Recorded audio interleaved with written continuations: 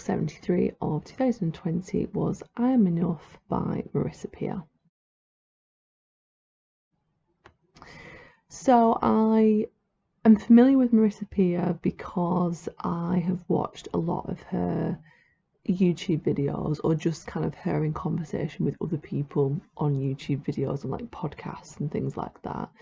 And so when I saw this book on Audible, I thought that it would be, you know, quite interesting to listen to it. She's got this kind of whole philosophy that, I mean, she's got like her own kind of like therapy, but essentially her philosophy is that all of our problems, our mental health issues that we might have, or difficulties or whatever, are caused by an inherent feeling that we're just not enough, that something in our past has made us think that we're not enough as we are, and that as soon as we realise that we are enough, that we will solve all our problems.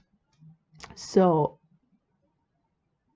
from the review that I've wrote here, Peer suggests that all our mental problems stem from feeling like we don't belong, feeling disconnected, and believing that we're not enough. So she's kind of, you know, there's a few things. She also suggests that there are only 3 types of people. So she suggests that there are people who want everything but can't achieve it, people who have everything, but when they get it, they sabotage it, so that they the things that they sabotage it through are things like workaholism, yeah, that's how you say it, alcoholism, or cheating. And the other person is, out of the 3, is those who have everything they want and they work on sharing it with others. So obviously that last one is the one that you want to be, the other 2 not so much.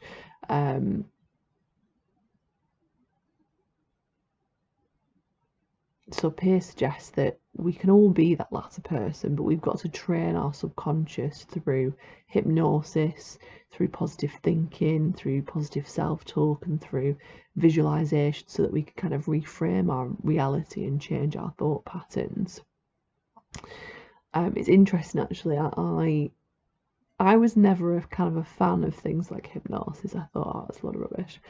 And I went to a kind of what I thought was a meditation kind of class at my old work 2 works ago. And this one particular day, I mean, I've been going to this class for a couple of weeks. The woman was lovely that did it. We had these like big bean bags, and we kind of just like relax on this bean bag. And, you know, she'd do all the kind of like, you know, meditations, like the very soft voice that people use. That was in effect. And this one particular day, I just happened to like kind of like wake up a bit sooner than usual. Like normally I'd just wake up when she said, okay, now you're kind of back in the room, and kind of, I mean, she didn't say back in the room. I think I'm just saying that because of what I'm about to say. Anyway, she was hypnotizing us. I had no idea, and I was very kind of like freaked out by it, because I was like, I've been hypnotized these whole weeks that I've been coming and just never even known about it. But I'd been feeling so much better, and there's a moth, like I'd been feeling so much better about myself. I've been going through a bit of a kind of like emotional crisis. I was probably having a bit of a spiritual awakening when I reflect back on it now. You know, you have many of those, you're cycling up to enlightenment, whatevs. Anyway, I started to feel much better, and it was because she was giving me lots of like, well, I'm giving the class lots of like positive affirmations, like positive self-talk that was obviously going into my unconscious mind, because I was in a trance-like state and I hadn't had any awareness of this at all. And ever since that, I've been a proper proponent for hypnosis, and I listen to a lot of kind of like YouTube hypnosis kind of meditation videos, and they really work for me. There's a guy called Michael Seal that does like great ones, things like removing unconscious blockages and stuff like that. You just go into a trance where you don't hear it anymore, but obviously your subconscious must be hearing it, because then I always wake up when it tells me to wake up. So, you know, in actual fact, when I think about it, I had another experience. I remember I was volunteering for, I've realised I'm just going off track on the book, but I'll get back to it. It'll be a short review anyway. I was volunteering at this mental health charity, Mind, and we put like a little tape on, you know, in those days there was tapes, and it was it was like noises by the waves by the beach, and it was a a meditation hypnosis kind of track. And again, I kind of like went into this trance, then came back out of it and felt great afterwards. Like, I definitely recommend it if you've not tried it, because I feel absolutely amazing after I've been hypnotized and meditated in that kind of way. So yeah, Marisa Peer is all about this kind of like training your subconscious with all this kind of stuff. Peer also posits that we are the pictures that we make in our heads, and we are the words that we say to ourselves, and so therefore it's almost like this idea that we are the stories that we tell ourselves, and we can tell ourselves a different story. So she suggests that we have a choice over what we make our mind do. We can make it do what we want. We can make it believe something different than what it currently believes. It's almost like challenging this idea that the thoughts in your head are not fixed. The way that you think currently is not fixed. Like, you have the choice to reprogram your own mind. If you're quite negative, you can retrain yourself to be more positive. If you have automatic paranoid thoughts, you can retrain yourself to acknowledge those but then reframe those. If you take things personally, you can reframe that. You have a choice over how your mind works. So she talks about how you can program it with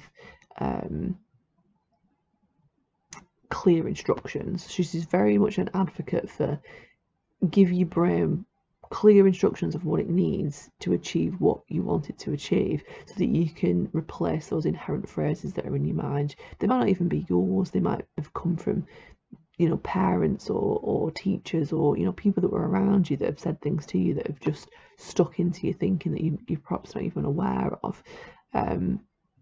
It's always interesting. I remember I had a thought in my mind about money, and about not having enough money, not being able to afford things. And when I got like in a stage of my life where I actually had quite a bit of saved money, I had quite a lot of money actually, reflecting on it, I was always of this mindset of not being able to afford things, but I could very much afford things. So it was about like replacing that inherent kind of automatic thought with the reality of what the situation is now, because that hadn't come from me, that had come from like my parent. So an example that she gives is that you might think that there's a situation where you can't cope with something, like something's overwhelming, or I can't cope. And so she suggests that you need to replace that automatic thought with, I have phenomenal coping skills. Very clear instruction to your mind, I have phenomenal coping skills. It's not like a kind of conditional phrase. It's not like a phrase that is a little bit kind of, whether you believe it or not. It's very clear. You are telling your mind that you have phenomenal coping skills, so that you then believe that you can cope in that situation. Peer also proposes that we should give ourselves regular praise and make that familiar, so that we attract more of that into our lives. So if you praise yourself all the time and you get really good at kind of acknowledging what you're good at, then you will draw other people towards you who will tell you that, and then you'll be more kind of able to accept that from another person. If you don't praise yourself, then when somebody does praise you, you might not take that praise on. It's like that person, it must have come from Peer saying this, or maybe it's come from somewhere else. When someone gives you a compliment, they're giving you a gift, and if you don't accept that gift, then you're almost kind of like rejecting them of that gift that they've given you. And so it's polite to accept that, and then obviously take that on is beneficial for you as well. I mean, there's been experiments where if you have two plants, conditions are exactly the same, and you give them the same water, the same food, the same light, etc., etc., and one of the plants you give praise to, say good things to, say how beautiful they are as a plant, etc., etc., whereas the other plant you say like you're shit, like you're not growing, look at you, you're like stunted, like you're not as good as that plant, etc., etc., then what they found was the first plant thrives and does really well, and the other plant shrivels and like starts dying. And there's nothing different other than the way that that energy is being given to that plant. You might not believe in any of this, but I believe in kind of like electromagnetic kind of energy in the kind of physicsy sense, you know, rather than the woo-woo sense. But it does have kind of some, they do agree with each other, so there must be something to it. And they didn't believe that meditation was good for you, and then they've got lots of brain scan studies on it that actually shows that it really is good for your brain. It increases gamma waves and things like that, which is like restorative for your brain, so it makes you put in a calm kind of state.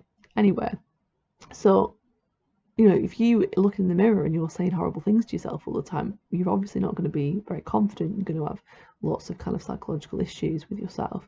Whereas if you're giving yourself praise and you like yourself, then you're going to be confident and you're going to be able to do well in the world. And so, you know, that will sort you out really. One of the things that she's really big on is she believes in writing in lipstick on your mirror, I am enough, or like having little reminders on your kind of like your you know, your watch. I was going to say like an Apple Watch, but like a, what do they call them? Fitbit, the thing you watch.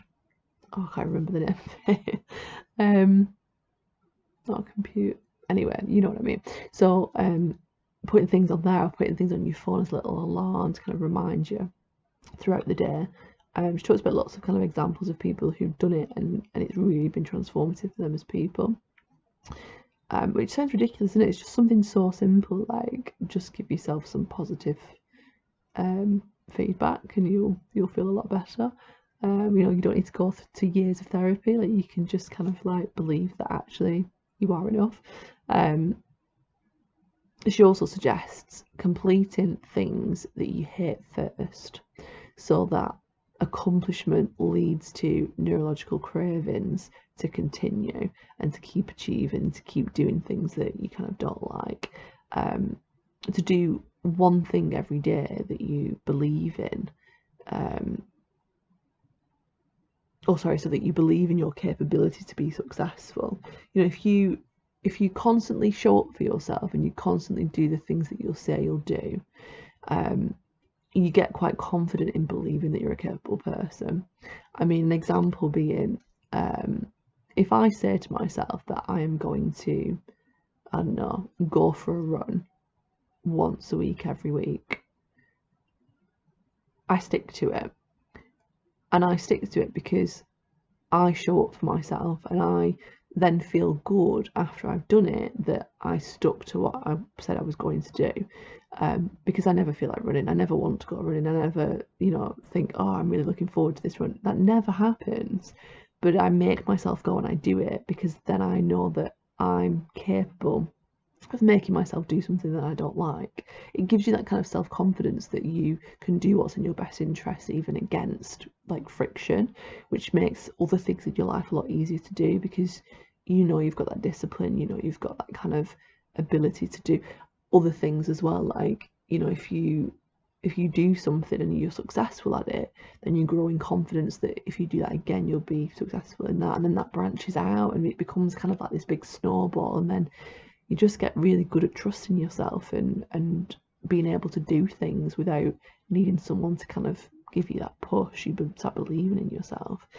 And you know, if you have the ability to delay gratification as well, you can savour the kind of reward that you get. Peer also indicates that you have to retrain your subconscious away from things like gorging on sugary foods. We've got kind of like evolutionary roots that mean that every time we see sugar we want to eat it. So there'll be things in your brain that it's evolved to do that you need to retrain it and say, actually, I don't want that sugar. I don't need that sugar anymore. I don't have to gorge right now because I have access to it. It's like training your kind of subconscious to kind of understand that. She also suggests that we have to retrain our subconscious to meet our unmet needs ourselves. So we've all got kind of unmet needs from growing up, and your automatic assumption is that somebody else will meet those for you. But you need to train your mind to understand that it's you that's responsible for meeting them, and that you are capable of meeting those. And so the things that you want are achievable and you can go for them. I mean, an example, a lot of people don't go for a job interview for a better job because they don't believe that they're worthy of that, or they don't go for a promotion because they don't believe that they're worthy of that, or that they're capable of that, or that you know, they have an unmet need there that they're not meeting because they don't feel like they're good enough for it. And Marisa Peer also talks about how we need to retrain our subconscious to avoid getting conditional love through providing a role. So, for example, being a carer to other people. People might have provided that role when they were a child, and so therefore take that into their adulthood, and kind of almost kind of like people please to gain love by being a certain role for another person. And that's not really beneficial for us and our self-confidence and things like that. So overall, I gave it a 3 stars out of 5. It was interesting to listen to. I did like it. I like her philosophy. I think it's a very positive one. It's very simple. And it, you know, the things that she's talked about, I have done myself. Like, I used to have quite a harsh kind of dictator, kind of authoritarian kind of voice that would like make myself do things like, get up and do that now, and you should be doing this, and you need to do this, and kind of a very cracking the whip kind of voice in my head. I've learned to be a little bit more compassionate towards myself, a little bit more positive in the way that I talk to myself, and it's come from things like reading this from Marisa Peer and other things as well, other books that I've read. So, and obviously, like what I said before about the hypnosis has been very positive for me. I think because I intellectualize so much, doing it on a kind of subconscious level is very useful for me. I think sometimes I might not be very aware of the impact that it's having. So for example, when I'm getting kind of like positive affirmations in a subconscious way, it's very restorative for me. It's really helping me. But on a conscious level, that doesn't hit. It doesn't go in, because I'm like, yeah, I don't really need it. But actually, I must do unconsciously, subconsciously, whatever you want to call it. So yeah, I would read it. I think it's, you know, it's useful. I mean, you could argue that it's a little bit oversimplified. It probably isn't a one size fits all as she assumes. She is obviously self-promoting her own therapy and everything else, but it has worked for a lot of people, so it's obviously got some merit. So yeah, I would recommend reading it.